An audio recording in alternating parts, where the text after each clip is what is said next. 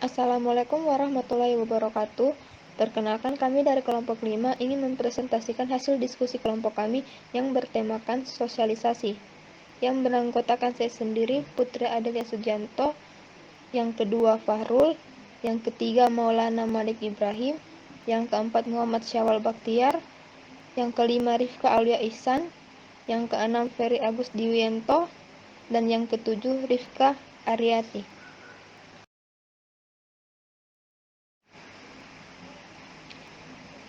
Materi yang akan saya bawakan yaitu A. Arti penting sosialisasi.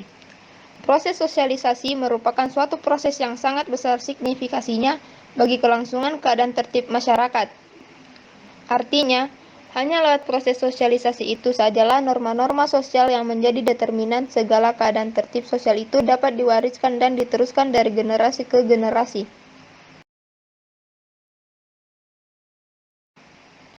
Tanpa mengalami proses sosialisasi yang memadai, tidak mungkin seorang warga masyarakat akan dapat hidup normal tanpa menjumpai kesulitan dalam masyarakat.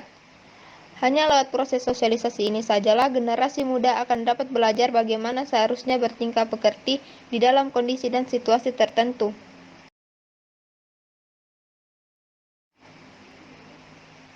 B. Sosialisasi aktivitas dua pihak.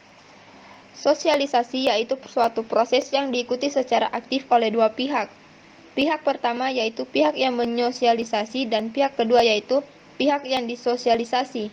Aktivitas pihak yang menyosialisasi disebut aktivitas melaksanakan sosialisasi, sedangkan aktivitas pihak yang disosialisasi disebut aktivitas internalisasi. 1. Aktivitas melaksanakan sosialisasi. Aktivitas melaksanakan sosialisasi dikerjakan oleh person-person tertentu yang sadar atau tidak dalam hal ini bekerja mewakili masyarakat.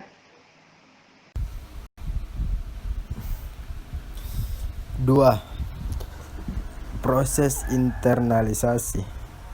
Internalisasi merupakan sebuah proses yang dikerjakan oleh pihak yang tengah menerima proses sosialisasi.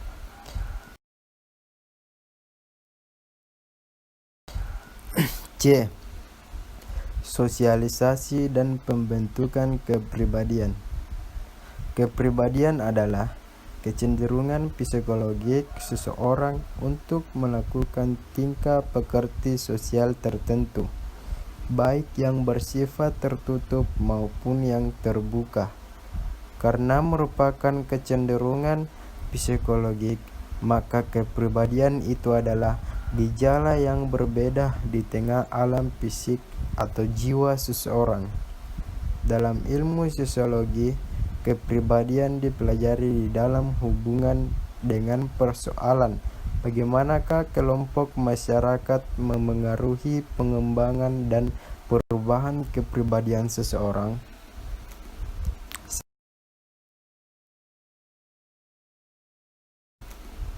1.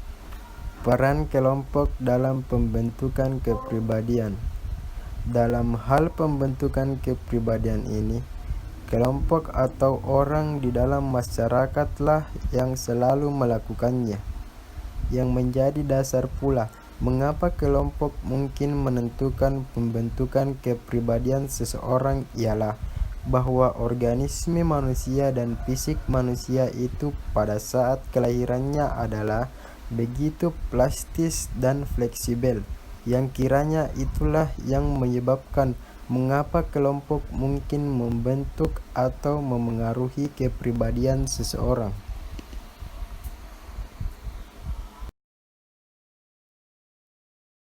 Dua macam proses pembentukan kepribadian. 1. Proses sosialisasi yang dikerjakan tanpa sengaja lewat proses interaksi sosial. Hal ini terjadi jika seorang individu menyaksikan apa-apa yang ditingkah pekertikan orang-orang di sekitarnya di dalam interaksi.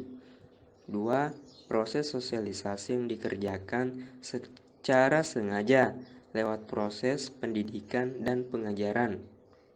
Hal ini terjadi apabila seorang individu mengikuti pengajaran-pengajaran dan pendidikan yang dilakukan dengan sengaja oleh pendidik-pendidik yang mewakili masyarakat.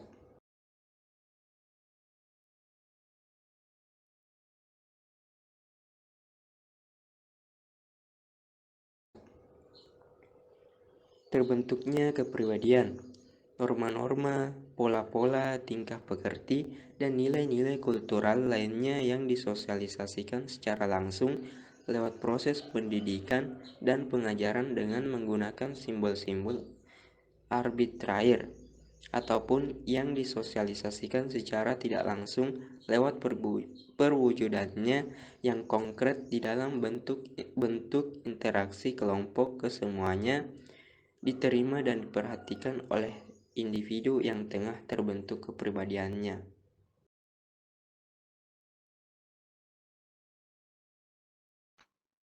Organisasi kepribadian.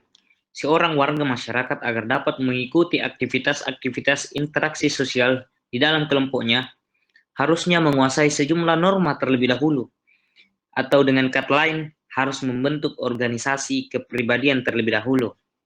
Oke, struktur dasar disebut juga karakter struktur, merupakan organisasi kepribadian permulaan yang ternyata memiliki signifikasi sangat besar bagi perkembangan personality si individu lebih lanjut.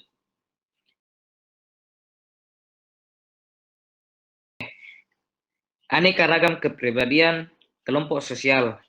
Karena pengalaman sosialisasi, baik sosialisasi yang terjadi lewat pengajaran-pengajaran formal yang dialami masing-masing warga kelompok itu tidak mungkin secara menyeluruh sama, maka kepribadian yang tumbuh pada masing-masing warga kelompok itu pun tidak akan mungkin sepenuhnya sama. Keragaman kepribadian antar bangsa. Ragam-ragam norma dan tingkah pekerti tampak jelas apabila kita memperbandingkannya pada skup yang lebih luas, yaitu pada skup antar suku atau antar bangsa.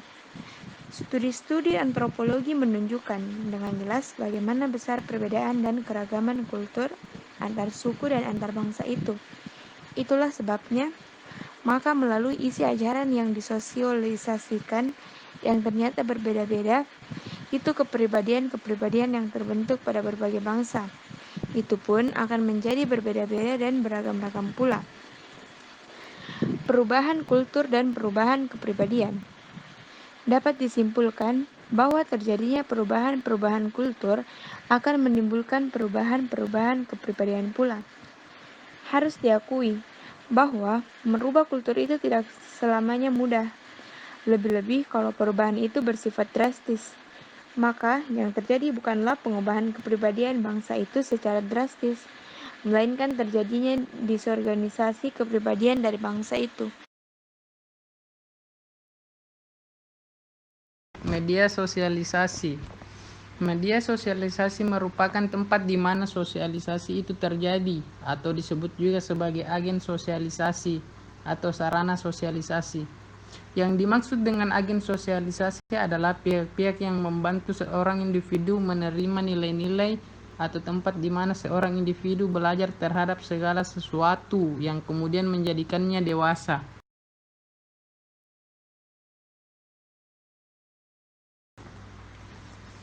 Media sosialisasi yang utama yaitu keluarga. Contohnya anak yang baru lahir atau bayi mengalami proses sosialisasi yang paling pertama yaitu dalam keluarga.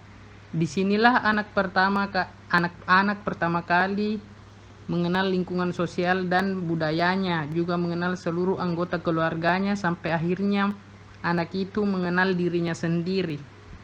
2. Kelompok bermain. Kelompok bermain baik yang berasal dari kerabat, tetangga maupun teman sekolah merupakan agen sosialisasi yang pengaruhnya besar dalam membentuk pola-pola perilaku seseorang. Di sini anak mempelajari kemampuan baru yang akan berbeda dengan apa yang mereka pelajari dari keluarganya. Terima kasih.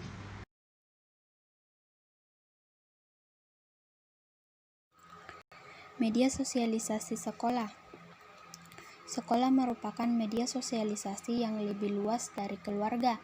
Dengan berbagai sosialisasi, sekolah mempunyai potensi yang pengaruhnya cukup besar dalam pembentukan sikap dan perilaku seorang anak untuk penguasaan peranan baru di kemudian hari atau ketika seseorang tidak menggantungkan hidupnya pada orang tua atau keluarganya lagi.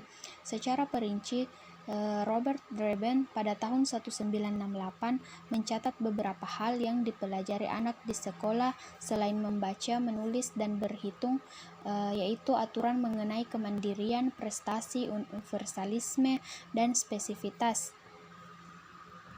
Selanjutnya, lingkungan kerja. Seorang individu melewati masa kanak-kanak dan masa remaja kemudian memasuki dunia baru yaitu lingkungan kerja yang dimana dalam lingkungan kerja seorang individu saling berinteraksi dan berusaha menyesuaikan diri dengan nilai dan norma yang berlaku di dalamnya.